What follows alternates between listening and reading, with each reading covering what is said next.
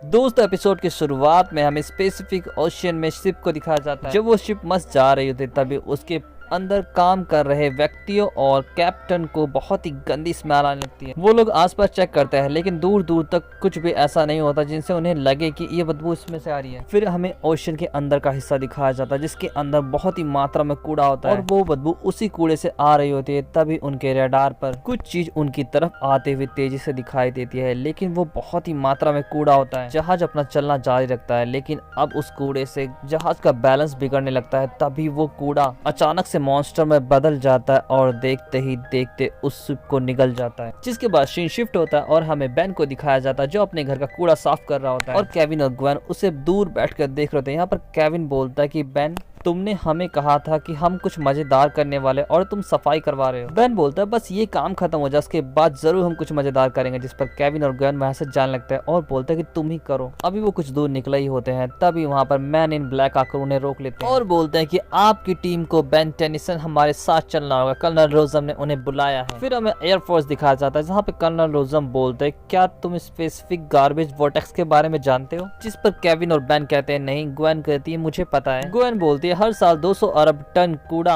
और प्लास्टिक को समुद्रों में फेंक दिया जाता है जिससे वो एक जगह इकट्ठा होकर लहरों की मदद से फ्लोटिंग आइलैंड बनाते हैं। लेकिन कर्नल रोजम आप गार्बेज वोर्टेक्स के बारे में क्यों पूछ रहे हैं। केविन बोलता है ये बंदी कितना पढ़ती है। बेन बोलता है कि कम पढ़ा करो ग्वेन नहीं तो एक दिन तुम पागल हो जाओगे।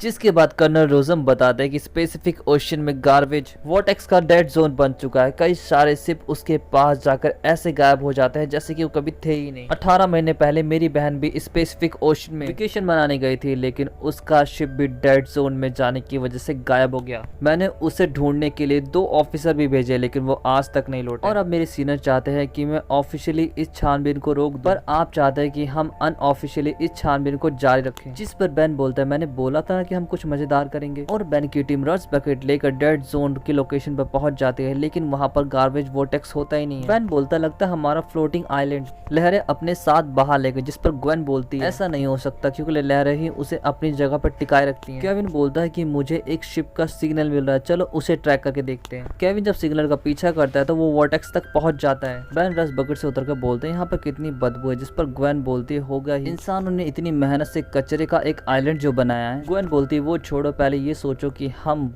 कर्नल रोजम की बहन को इतने बड़े आइलैंड पे कैसे ढूंढेंगे। तभी बेन की नजर एक फोटो पे जाती है जिस पर उसका साइन होता है। यहाँ पर बेन बोलता है कोई बेन 10 की साइन करी हुई फोटो को ऐसे गार्बेज में कैसे फेंक सकता है। बेन बोलता है कि ये मैं कभी नहीं भूल सकता कि मेरी फोटो वो भी साइन करी हुई एक गार्बेज लैंड पे थी। ग्वेन और केविन कहते हैं कि इग्नोर और आगे बढ़ जाते हैं। बेन की टीम जब आगे बढ़ती है तो उन्हें एक मरा हुआ पक्षी मिलता है जिसके पेट में ढेर सारा प्लास्टिक होता है। यहाँ पर ग्वेन बताती है कि कोई भी प्लास्टिक को कंज्यूम करके डाइजेस्ट नहीं कर पाता और इसीलिए पक्षी मरा है। कितनी अजीब बात है ना। बेन बोलता है कि इस पक्षी का साइज थोड़ा बड़ा नहीं है। तभी बेन की टीम पर एक बड़ा सा पक्षी हमला करता है। यहाँ पर बेन बोलता है बड़े से पक्षी मिलो बड़े से कछुए से और बेन यहाँ पर ट्रेन स्पेन में बदल जाता है और उन पक्षियों से लड़ना शुरू करता है। जब देखता है बेन की बात नहीं बन रही है तो बेन यहाँ पर एक बवंडर पैदा करता है जिससे उन्हें दूर उड़ा देता है। बेन की लड़ने में मदद कर रहे थे जबकि केविन यहाँ पर कमेंट्री कर रहा था। वो बोलता है कि हमारी गुवेन ने किया एक जबरदस्त हमला जिससे पक्षी गिर गया। हमें बेन को दिखाया जाता है जो हवा में पक्षियों से लड़ रहा था लेकिन एक पक्षी उसे जमीन पर पटक देता है और सभी मिलकर उसे खाने के लिए चोंच मारने लगते हैं। बेन यहाँ पर तेजी से अपने आप को घुमाने लगता है जिससे अब सभी पक्षी डरकर भाग जाते हैं। यहाँ पर बेन अपनी टीम के साथ आगे बढ़ जाता है जहाँ पर उन्हें कर्नल रोजम के दोनों एजेंट मिल जाते हैं। यहाँ पर लड़की बताती है मेरा नाम लॉक है और ये मेरे पार्टनर प्राइसन है। इस पर प्राइसन बताते हैं तुम जिस गार्बेज वोर्टेक्स पे खड़े हो ये इंसानों द्वारा बनाया गया। लोगों और देशों ने लापरवाही से सारा कूड़ा एक जगह फेंकना शुरू कर दिया जिससे पूरी तरीके से साफ करना नामुमकिन था। इसीलिए उन्होंने एक्सपेरिमेंट के तौर पर कूड़ा खत्म करने के लिए प्लास्टिक खाने वाला बैक्टीरियम रिलीज किया। पर कूड़ा तो खत्म नहीं हुआ लेकिन कूड़ा म्यूटेट जरूर हो गया। ग्वेन कहती है अच्छा अब समझ में आया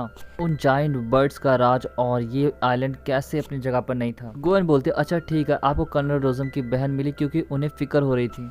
जिस पर एजेंट लॉक बताती है हाँ कर्नल रोजम की बहन हमारे साथ है पर वो घायल है और बहुत बीमार भी। जिस पर बहन बोलता तो फिर चलो जल्दी यहाँ से निकलते हैं। तभी पीछे से आवाज आती है कि किसी भी इंसान को यहाँ से जाने की इजाजत नहीं है और हमें पीछे गार्बेज मॉन्स्टर दिखाया जाता है जो बोलता है कि कूड़ा आना बंद हो गया है। हमें खाने के लिए कूड़ा देने का वादा किया गया था। हमें बहुत भूख लगी है। जिस पर बेन बोलता है ठीक है, हम इस बारे में बात कर सकते हैं या फिर कोई सौदा, पर उससे पहले इन लोगों को इस आइलैंड से जाने दो। जिस पर गार्बेज मॉन्स्टर कहता है कि आइलैंड से इंसानों का जाना मना है और हमला करना शुरू करता है। जिस पर बेन बोलता है तो मैं तुम्हारी तरफ से ना समझूं। यहाँ पर बेन एनर्जी में खुद को ट्रांसफॉर्म करके सबसे पहले अपने साथियों को छुड़ाता है। केविन एजेंट लॉक से बोलता है तुम सभी को जल्दी से जाकर रस बकेट में बैठाओ। हमें बेन को दिखाया जाता है जो उस गार्बेज मॉन्स्टर से लड़कम और पिट ज्यादा रहा होता है। केविन पीछे से जाता है और उस गार्बेज मॉन्स्टर को बाहों में भर लेता है, लेकिन वो हाथों से छूटकर पानी की तरह निकल जाता है और केविन को ही खाने के लिए उठा लेता है। केविन बोलता है ऐसा मत कर यार, अभी मेरी शादी तक नहीं हुई। यहाँ पर ग्वेन आकर केविन को बचा लेती है। बेन गार्बेज मॉन्स्टर की छाती पे चढ़कर उसे जलाना शुरू करता है। इससे वो गुस्से में आ जाता है और अपना साइज और बड़ा कर लेता है। बेन बोलता है दोस्त इससे बात नहीं बन रही है, हमें यहाँ से चलना चाहिए। और बेन की टीम वहां से निकल जाती है और रस बकेट के पास पहुंचती है। यहाँ पर केविन बोलता है कि मैं रस बकेट को ऑटो पायलट पर डाल देता हूँ जिससे ये तुम्हें सेफली लैंड पर पहुंचा देगी। यहाँ पर लॉक बोलते हैं कि मुझे रस बकेट उड़ाना आता है तो तुम्हें ऑटो पायलट पर डालने की जरूरत नहीं है केविन, और सभी को जमीन पर छोड़ने के बाद 8 घंटों में हम तुम्हें लेने के लिए वापस आ जाएंगे। जिस पर एजेंट प्राइसन बोलते ये सही नहीं है, तुम्हें भी हमारे साथ चलना चाहिए। बेन बोलता तुम हमारी चिंता मत करो, हमें कुछ नहीं होगा। जिसके बाद रस बकेट उड़ जाता है। अभी रस बकेट कुछ दूर गया होता है, तभी बेन पर एजेंट लॉक कॉल करती है और बताते कि हम लैंड के काफी नजदीक है और इसके साथ ही गार्बेज आइलैंड में यूनाइटेड स्टेट की तरफ तेजी से बढ़ रहा है। तभी भूकंप महसूस होता है और गार्बेज आइलैंड से आवाज आती है अगर वो हमें खाना नहीं देंगे तो हम जाकर ले लेंगे। ग्वेन बोलती हम गलत थे, मॉन्स्टर उस आइलैंड पे नहीं था बल्कि ये मॉन्स्टर ही तो पूरा आइलैंड है। जिसके बाद यहाँ पर ग्वेन की बात सुनकर वो मॉन्स्टर बोलता है हमें जो चाहिए हम वो लेके रहेंगे। पर तभी केविन गिरने लगता है। यहाँ पर ग्वेन उसे बचाती है। यहाँ पर बेन बोलता है तुम सब यहाँ से निकल जाओ क्योंकि अब एक जोरदार धमाका होने वाला। और बेन कूद कर अपने आप को बेविक में चेंज कर लेता है और उस गार्बेज मॉन्स्टर को कुत्ते की तरह पीटने लगता है। लेकिन यहाँ पर वो गार्बेज मॉन्स्टर भी बेन को टो टू टो टक्कर दे रहा होता है। यहाँ पर ग्वेन बोलती है हमें बेन की मदद करनी होगी और ग्वेन तुरंत एजेंट लॉक को कॉल लगाती है और बोलती है जल्दी से रस बकेट यहाँ लेके आओ। जिसके बाद शीट शिफ्ट होता है और फिर से हमें बेन को दिखाया जाता है। यहाँ पर बेन पर वो मॉन्स्टर अपने कूड़ा फेंकता है जिससे बेन 2 मिनट में हटाकर फिर से लड़ता है। यहाँ पर बेन की मारी हुई चीजों को ऑब्जॉर्व करके वो अपने आप को और बड़ा कर लेता है। केविन रस बकेट लेकर पहुंचता है और अपने मिसाइल से हमला करता है, लेकिन एक ही थप्पड़ पर उसका रस बकेट समुद्र में गिर जाता है। यहाँ पर ग्वेन सभी की जान बचाती है और बोलती है केविन मैं नहीं होती तो तुम्हारा क्या होता। बेन अभी भी उस गार्बेज मॉन्स्टर से लड़ रहा होता है। यहाँ पर बेन नोटिस करता है